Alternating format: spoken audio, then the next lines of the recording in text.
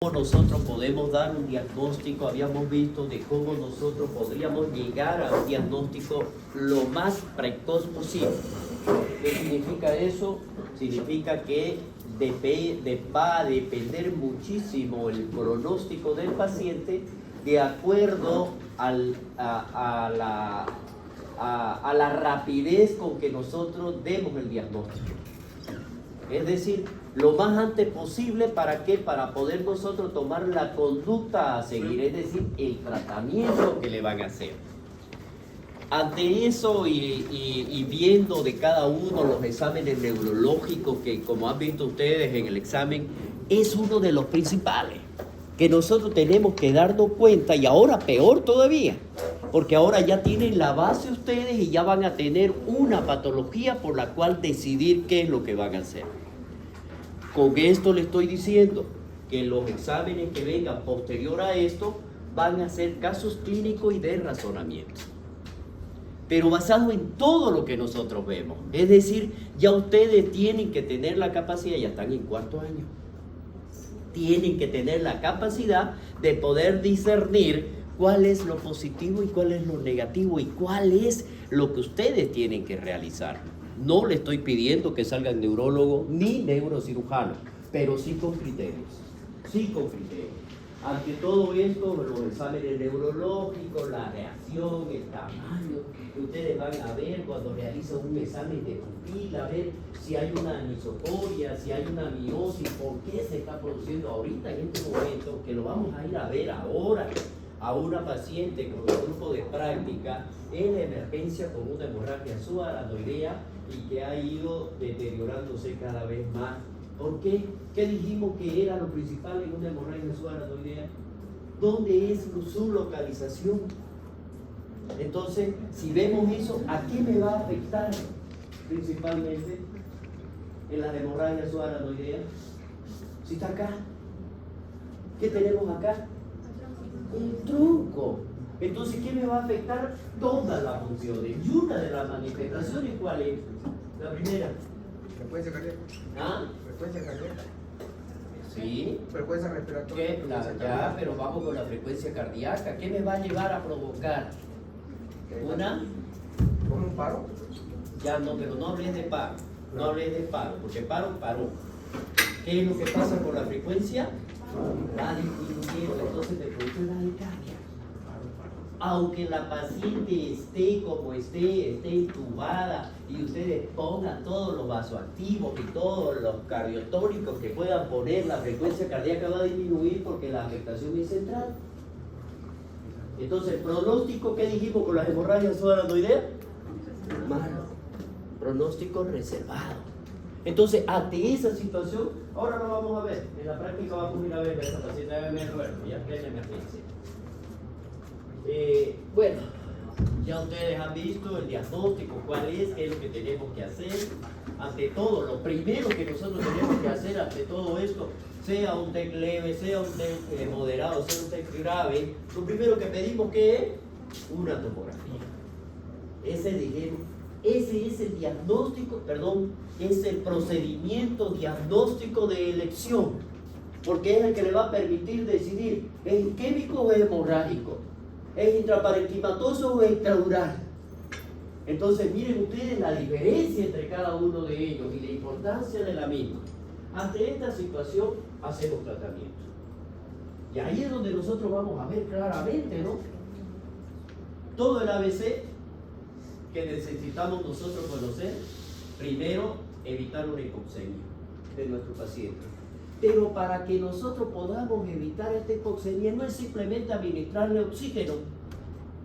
Tenemos que ver la parte circulatoria, porque si no me le está llegando la circulación necesaria al cerebro, aunque yo le ponga el oxígeno que le ponga, la concentración o la saturación que sea la máxima, o el FiO2 lo máximo que es la concentración del oxígeno, no me va a mejorar, porque no me le está llegando oxígeno. ¿Por qué? Porque no está llegando la perfusión adecuada. Entonces nosotros tenemos que ver eso. Para que esto suceda y no lleguemos a esto, tenemos que intubar a nuestro paciente Vamos a ver qué tipo de ventilación le vamos a dar, si es necesario sedarlo de una relajación muscular para permitir que haya la perfusión adecuada del oxígeno.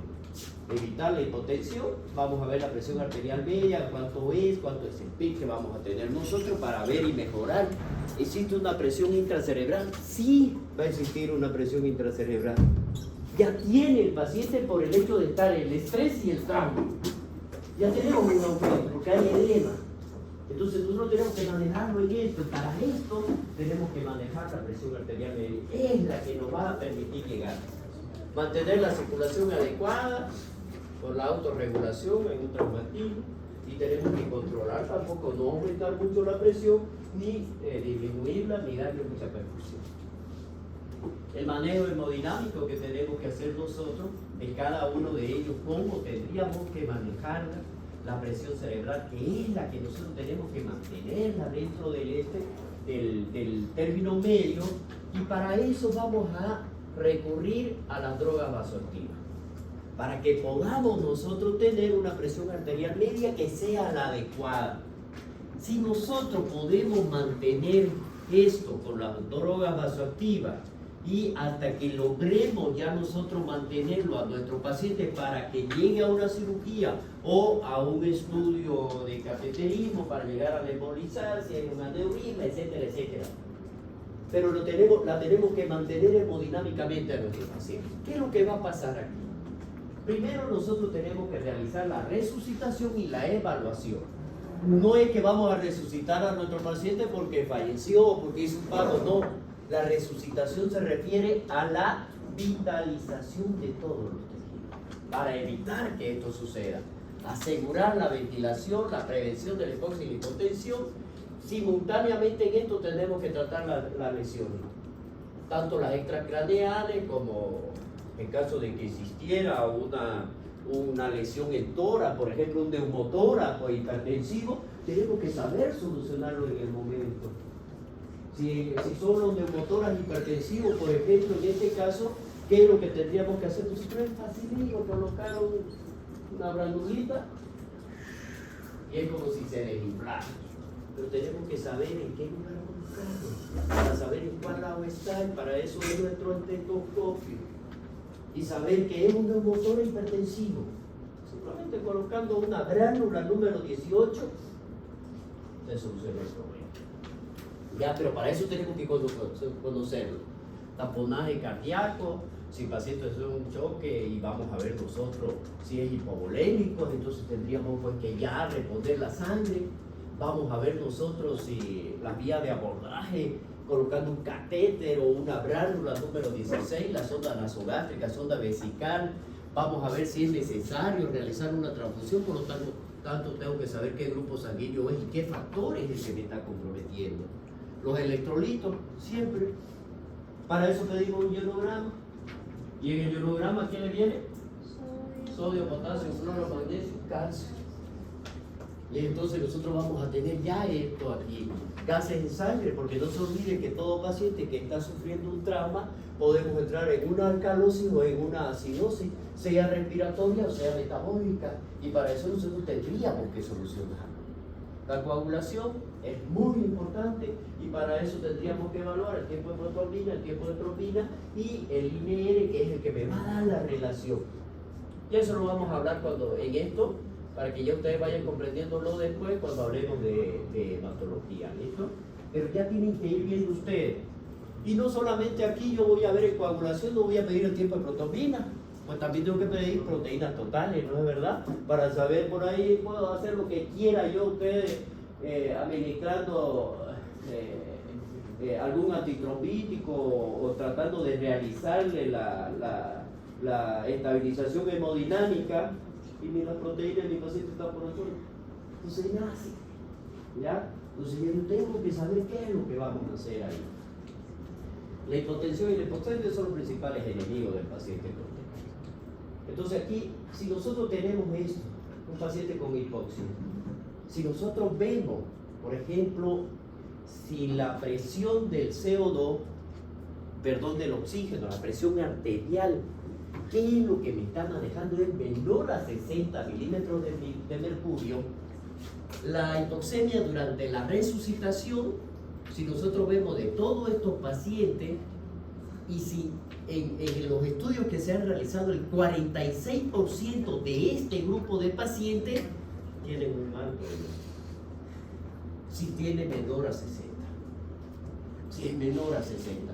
Si es trascendente y prolongada, las apneas prolongadas que vaya a tener nuestro paciente después del daño cerebral o después del daño que le provocó, vamos a ver aquí que existe un fenómeno que lo lleva a una inmediata respuesta después del daño. Esa hipoxia es inmediata. Y eso es lo que vamos a ver nosotros. Por lo tanto, aquí nosotros tenemos que saber cuándo tenemos que intubar a nuestro paciente. Este es el que lo va a salvar, la intubación. Porque si nosotros realizamos y es inadecuada, entonces eso ¿a qué me va a llevar? A una mayor depresión del sistema nervioso central. Y entonces, ¿cuándo lo voy a intubar a mi paciente? ¿Cuándo? ¿Cuándo voy a intubar a mi paciente? No sé, doctor. Claro, pues si están charlando, ¿qué van a saber? ¿Ya? Entonces aquí lo primero que nosotros tenemos que ver es que el Glasgow menor a 8, no importa si su paciente en su cabeza la tiene derecha, no importa, su Glasgow es menor a 8, ustedes entúbenlo directo. Porque esto va a depender de que su paciente no tenga esto y de esa manera ustedes puedan realizar esa resucitación que ustedes están teniendo. Y el daño sea menor. El manejo de la vía aérea, la mayoría de estos son la orotraquea. Ojo, ojo, cuidado, cuidado. Si su paciente ha sufrido un trauma cráneoencefálico, lo primero que ustedes tienen que cuidar es la columna cervical. Y si ustedes tienen ya en la columna cervical un daño, ya entonces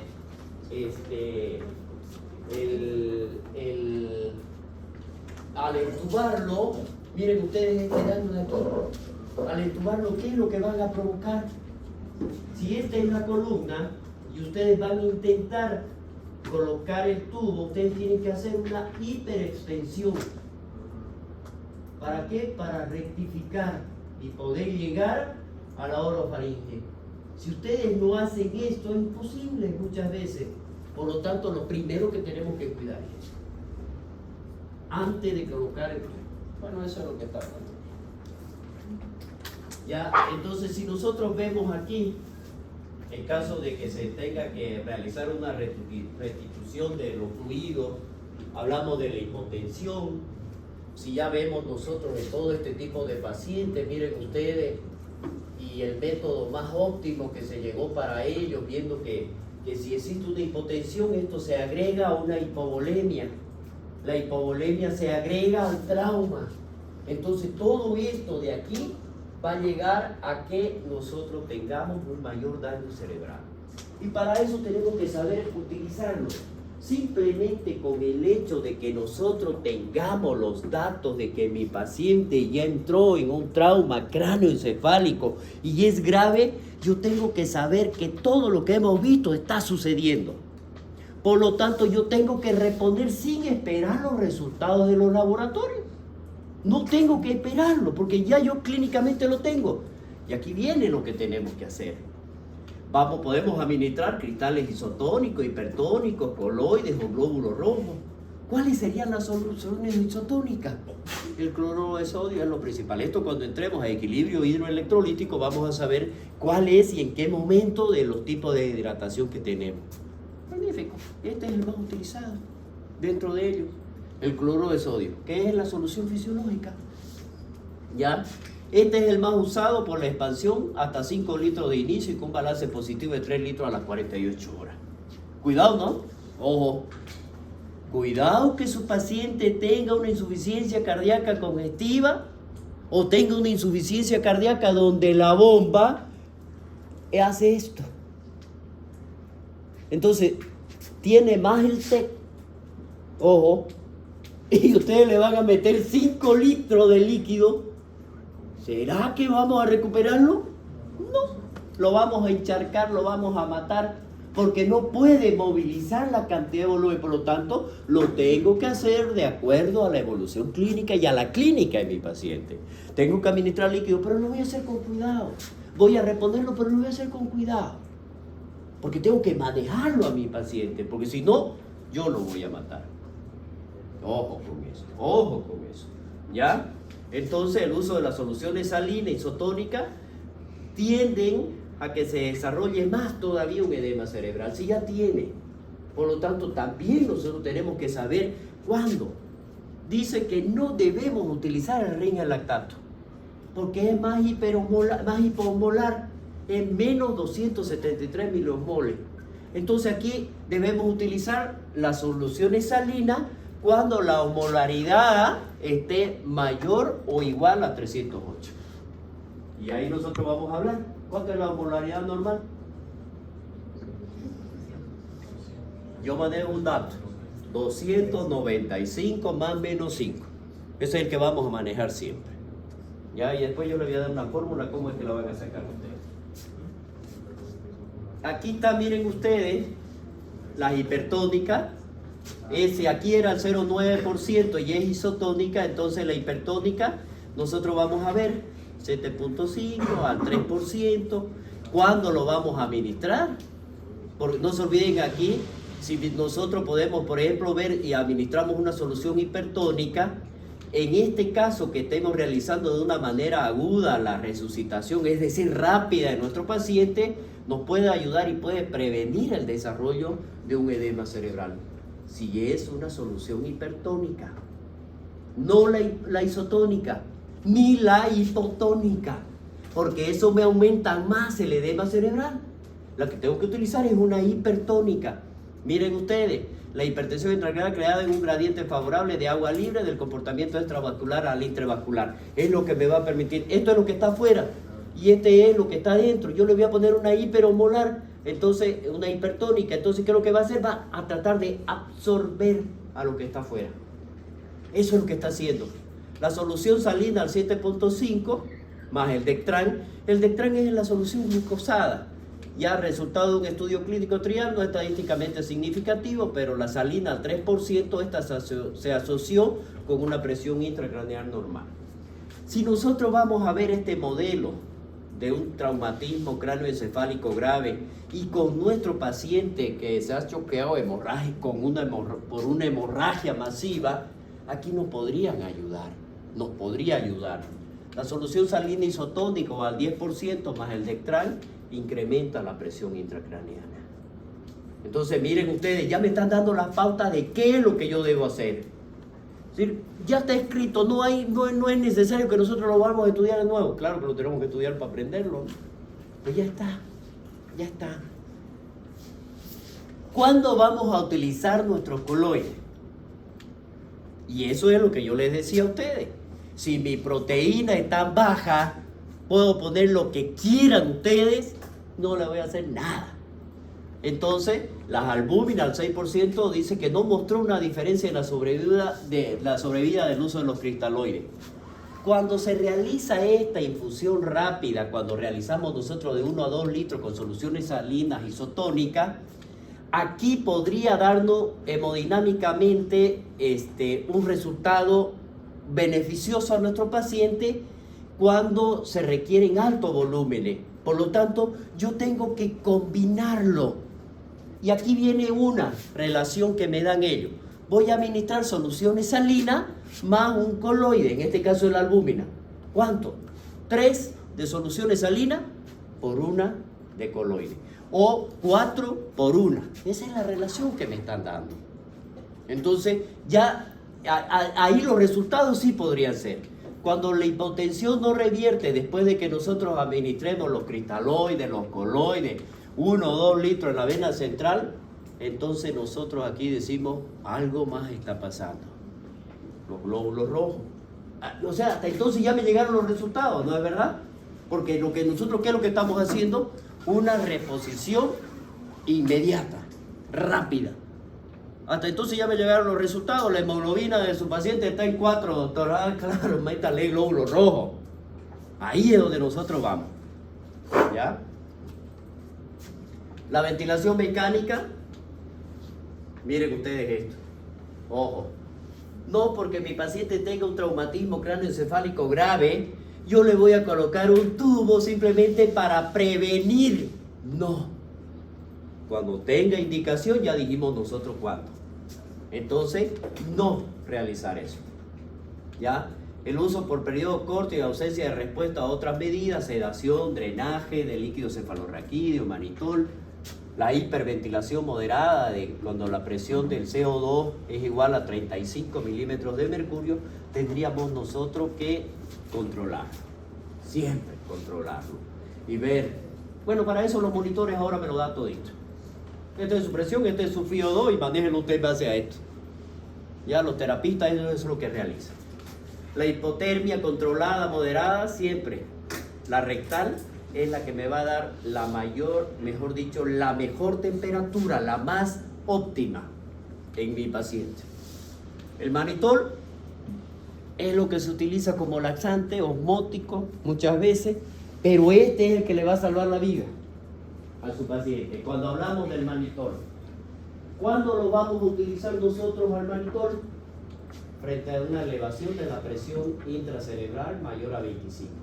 15 minutos, y la medida que nosotros tengamos que tener, en caso de que no tengan efecto, tenemos que ver extracción de líquido cefalorraquídeo, optimización de la presión central, la hiperventilación manual, y eso, la hiperventilación manual, es cuando nosotros lo hacemos mediante la MUS de nuestro paciente, y la dosis por kilogramo peso en forma de bolo, que nosotros, cuando hablo de bolo, es cuando se carga una jeringa o cuando se pone una vía central y se administra chorro. 20 ml directamente. Eso es cuando se habla de esto. ¿Ya? En caso de ello, vamos a ver nosotros la osmolaridad plasmática cuando es menor a 320, evitar la hipovolemia, no usar sin una comprobación del edema. Es decir, existe edema cerebral, ahí estaría indicado. Si existe edema cerebral, ahí sí estaría indicado el manitol. Ahí estaría indicado. Entonces, no puedo yo administrarlo si es que no tengo un edema comprobado. Los barbitúricos, cuando los pacientes hemodinámicamente están estables, son refractarios al uso de cualquiera de los medicamentos anteriores.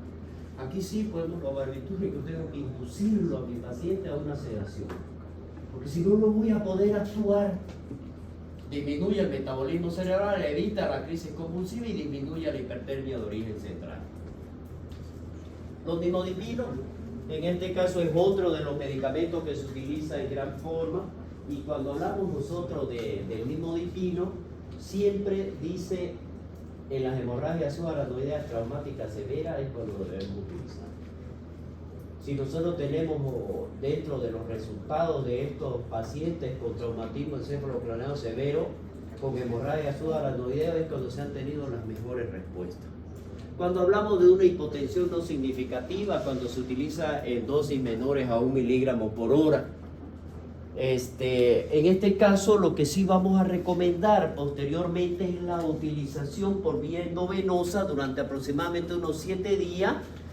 Y una vez que lo hemos hecho ya y hemos comprobado que mi paciente está indicada la utilización del nimodipino, entonces lo vamos a hacer de aquí por semana, ¿no? Vamos a ir disminuyéndolo, y luego que si se tratase de una hemorragia subarachnoidea y que fuera, cuando nosotros hablábamos de los aneurismas, siempre nosotros tenemos que bajar la presión arterial de acuerdo a la clínica de mi paciente. No tengo que bajarla de golpe, porque me puede llevar a un edema. Cuidado con subirla, que me puede hacer sangrar. Entonces, tengo que manejarlo clínicamente. Lo mismo lo vamos a utilizar. La posición semisentada, que va a favorecer el retorno venoso, el drenaje de líquido cefalorraquídeo, es el causante de la hipertensión cuando hay una obstrucción de los ventrículos. ¿Ya?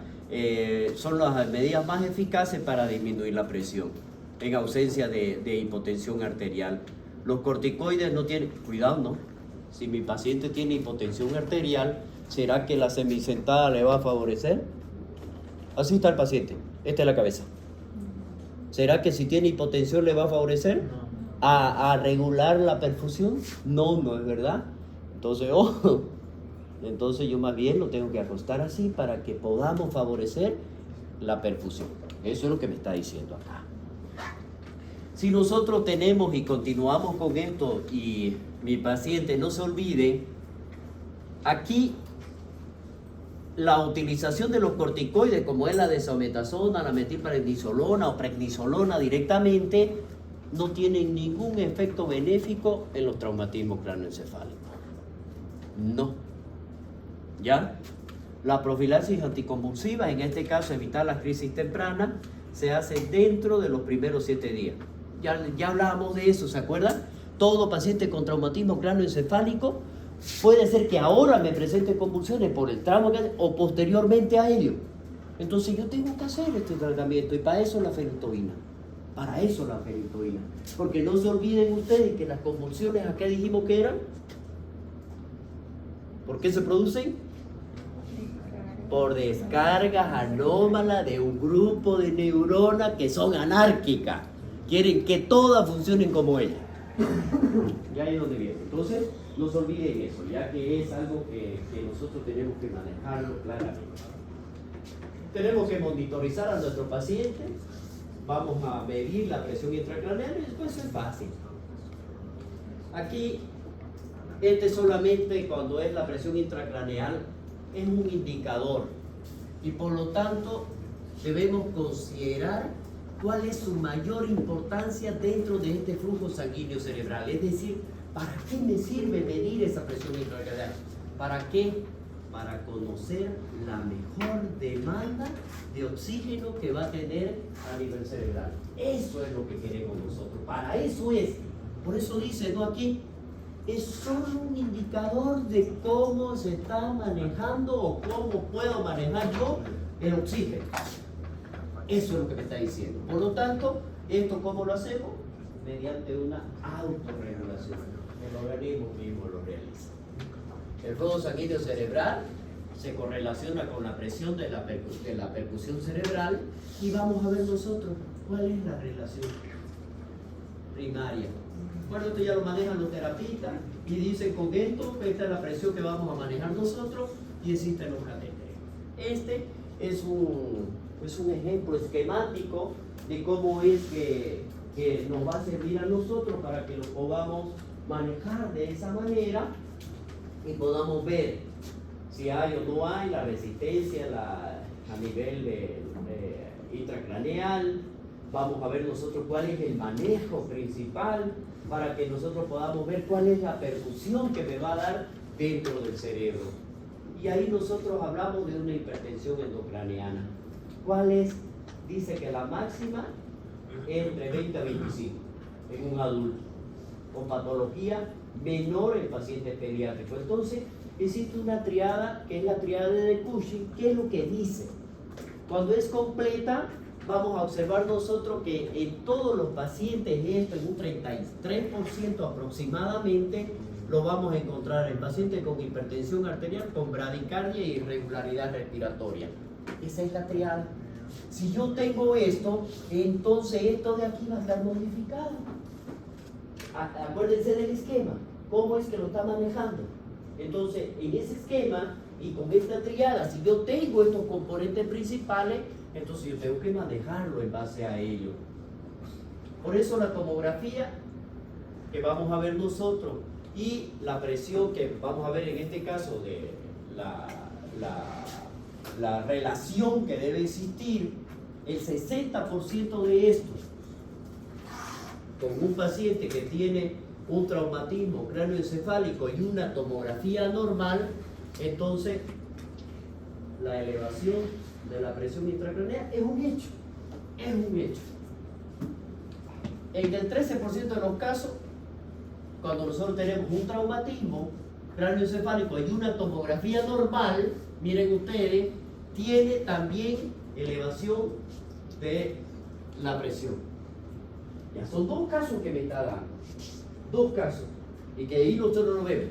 Entonces, a esto yo le tengo que sumar los factores de riesgo.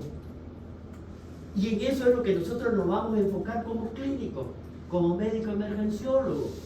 Es paciente mayor de 40 años, tiene una presión sistólica menor a 90, sistólica menor a 90, hay rigidez de nuca con decorticación, hace esto, o descerebración, hace esto.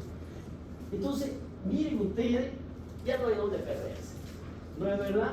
Y ahí está prácticamente dada su clínica de su paciente y la conducta que ustedes van a tomar.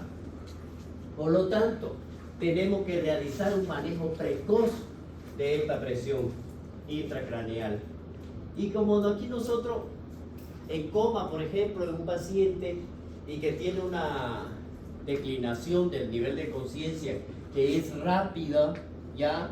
O tiene pupilas asimétricas o hemiparesia, cuando la lesión en este caso es ocupante, o está ocupando un espacio intracerebral, y ese vendría a ser el responsable, entonces nosotros tendríamos que realizar una resucitación de nuestro paciente.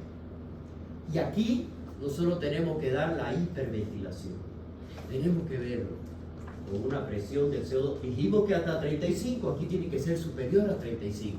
Debemos administrar manitol,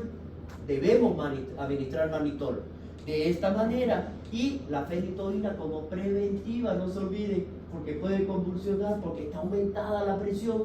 Entonces vamos a hacerlo. ¿Qué es lo que queremos nosotros con esto? Disminuir la presión, ¿no es verdad? Por lo tanto, tenemos que inducir a esta hipotensión en los pacientes hipovolémicos. Ojo, mi paciente hipovolémico con hipertensión grave, miren ustedes, estamos hablando de intracraneana, ¿ya? Entonces, ¿por qué? Porque mi paciente, cuando le administramos el manitol, me va a permitir bajarla, y esto va a ser cuando nosotros adecuamos el reemplazo de los líquidos. Adecuamos el reemplazo de los líquidos. Y nosotros lo estamos manejando de acuerdo al esquema que hemos visto. Entonces, vamos a administrar soluciones isotónicas, vamos a administrar soluciones hipotónicas o hipertónicas. Entonces, si nosotros hacemos ese buen manejo y yo puedo utilizar el manitol, me lo va a disminuir, sí, me lo va, pero ya yo le he hecho la reposición adecuada. Entonces, no está corriendo peligro, porque yo le estoy salvando el cerebro. Entonces, y el resto lo estamos manejando monitoradamente. Eso es lo que estamos haciendo simultáneamente. Por lo tanto, aquí el manitol es altamente efectivo en el tratamiento de la hipertensión intracraneal con una hipovolemia y mejora la presión. Miren ustedes, todo este manejo que se realiza es responsable el médico emergenciólogo. Es responsable el médico internista que está a cargo de este sector. Porque el neurocirujano va a llegar y va a decir, señores, operemos. Pero ¿y quién manejó todo esto? El terapista, el emergenciólogo, el médico internista, el médico general, que es el que lo ha visto todo. Pues vamos a ver nosotros y vamos a seguir viendo dentro de esto, de cada uno de ellos, los factores que nos van a favorecer, cuáles van a ser el porcentaje en sí. Entonces, si nosotros vemos que un paciente que ya tiene este tipo de lesión y que se nos está manifestando de esta manera, entonces nosotros tenemos que ver cuándo vamos a realizar estas indicaciones del monitoreo de la presión intracraneana. En un paciente con un TEC severo, y este famoso gráfico, menor a 8, es 1. Con una tomografía alterada al ingreso, con una tomografía normal más 2 factores de riesgo, los anteriores, el compromiso multisistémico más un compromiso de la conciencia. Aquí nosotros tenemos que ver el tratamiento que vamos a realizar, porque este podría alterar la perfusión cerebral, paciente postquirúrgico de la masa intracraneal y la condición del comportamiento de conciencia, más el riesgo de la alteración de la perfusión cerebral. Esas son las condiciones en las cuales me obligan a hacer un monitoreo de la presión intracraneal. ¿Cuándo estaría contraindicado? Paciente despierto, coagulopatía, retiro del sistema posterior a lo mismo en 48 a 72 horas, precaución en los periodos de edema, las complicaciones de este monitoreo, la infección. Ojo, cuando hablamos del monitoreo, nosotros lo hacemos mediante un catéter, ¿no?, que se coloca y va al ventrículo. Ya eso lo hacen los neurocirujanos, y eso sí se lo vamos a dejar a ellos. Entonces, y se hace el control.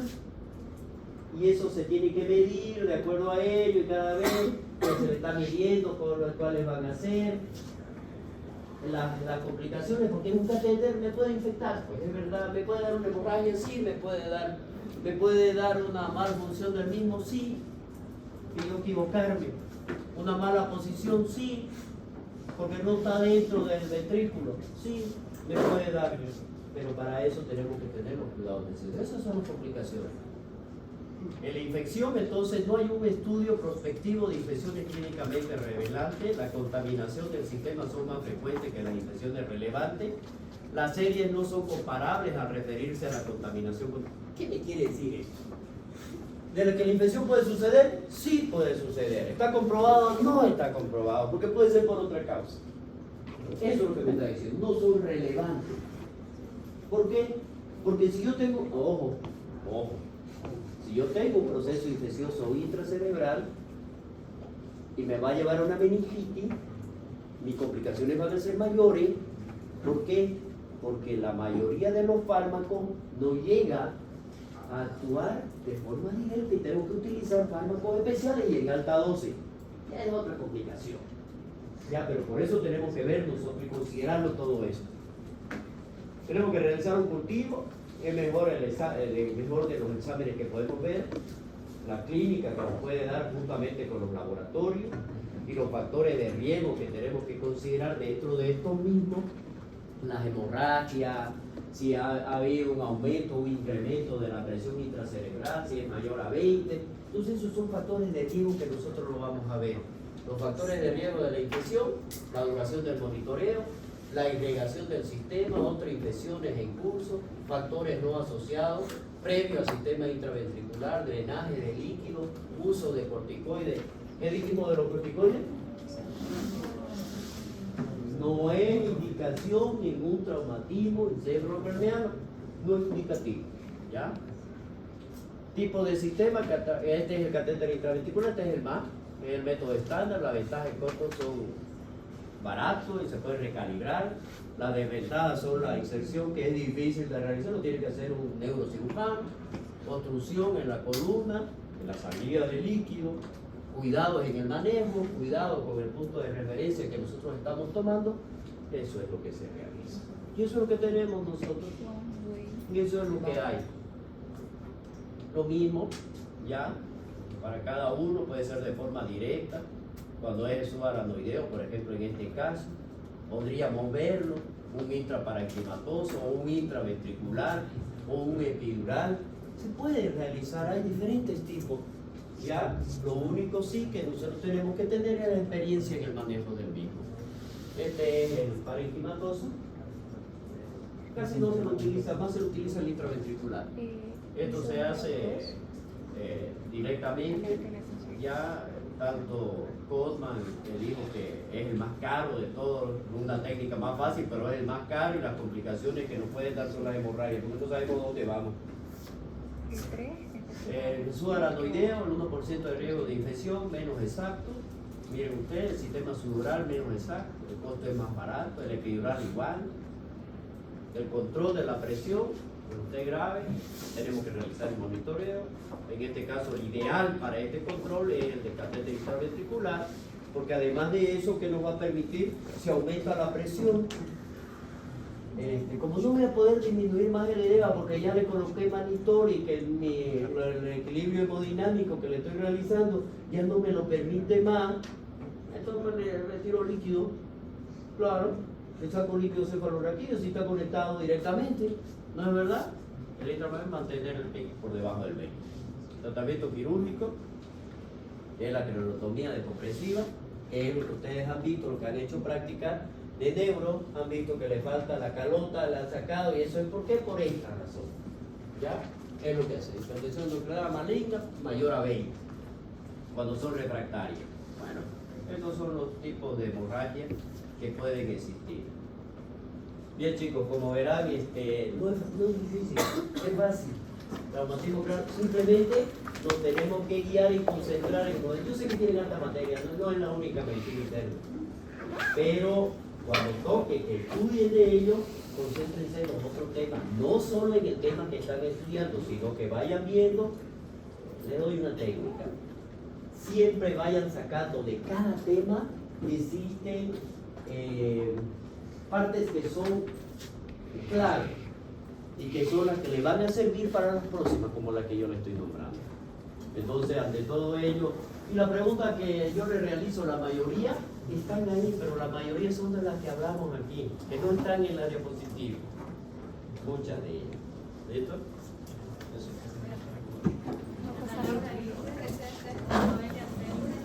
Juliana Caballero, Janine Calderón, Janine Camacho, presente.